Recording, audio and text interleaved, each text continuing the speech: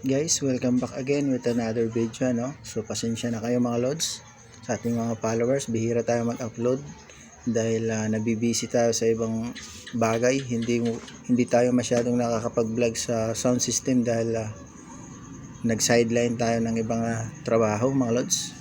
So yun mga lodi, meron tayong 7th birthday event dito lang sa aming lugar. May dala tayong dalawang power amplifier at may dala tayong dalawang D12 na mid-range, tapos meron tayong dalawang subwoofer na Cubo D15 1k watts mga lods. So tignan natin mamaya, no? Meron tayo apat na frontal, dalawang off-light. So ayan mga lods, yung ating Cubo D15 1k watts, at ayan yung ating full range na D12 600 watts. So yan lang yung gamit natin lagi sa mga birthday at kasal for basic setup. Ayan, lahat yan ay DIY lang mga lods. So tingnan natin mamaya yung event. Hindi tayo masyadong makapag-video dahil copyright mga lods. So ayan mga boss, thank you so much mga lodi, ano?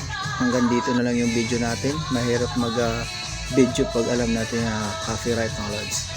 So maraming salamat hanggang sa muli mga lodi. Thank you so much sa lahat ng manonood ng video nito, at God bless